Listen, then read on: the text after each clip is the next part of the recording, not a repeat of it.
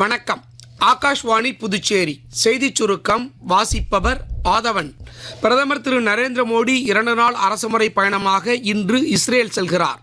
பிரதமர் திரு நரேந்திர மோடியின் இஸ்ரேல் பயணம் வரலாற்று சிறப்புமிக்கது என்று இஸ்ரேலுக்கான இந்திய தூதர் திரு ஜே.பி. சிங் தெரிவித்துள்ளார்.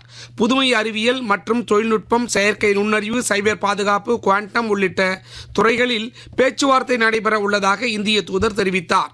புதுடெல்லியில் அமெரிக்க இந்திய கூட்டாண்மை மன்றத்தால் ஏற்பாடு செய்யப்பட்டுள்ள சுற்றுலா தலைமைத்துவ உச்சிமாநாடு 2026 கலந்து கொண்டு பேசிய மத்திய கலாச்சாரம் மற்றும் சுற்றுலாத்துறை அமைச்சர் திரு கஜேந்திர சிங் ஷெகாவத், கலாச்சாரத்தின் கொண்டாட்டங்களாக சுற்றுலா திகழ்கிறது என்றும் நகர்ப்புற மற்றும் ஊரக பகுதி மக்களின் வாழ்வாதாரத்திற்கு சுற்றுலா முக்கிய பங்காற்றுவதாகவும் கூறினார்.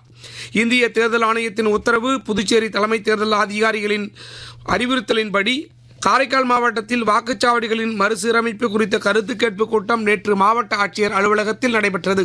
மாவட்ட ஆட்சியரும் மாவட்ட தேர்தல் அதிகாரியுமான திருமதி இஷிதா ரெட்டி தலைமையில் நடைபெற்ற இக்கூட்டத்தில் அங்கீகரிக்கப்பட்ட தேசிய மற்றும் மாநில அரசியல் கட்சிகளின் பிரதிநிதிகள் கலந்து கொண்டனர்.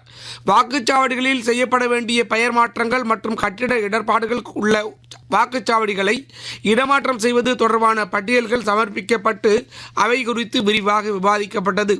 தமிழக முன்னாள் முதலமைச்சர் ஜெயலலிதா பிறந்த நாளை முன்னிட்டு புதுச்சேரி அரசு சார்பில் நேற்று குபேர் சாலையில் உள்ள மேரி கட்டட அரங்கில் அலங்கரித்து வைக்கப்பட்டிருந்த அவரது திருவுருவ படத்திற்கு புதுச்சேரி முதலமைச்சர் திரு ரங்கசாமி, அமைச்சர்கள், சட்டமன்ற உறுப்பினர்கள் உள்ளிட்ட பலரும் மலர் தூவி மரியாதை செலுத்தினர்.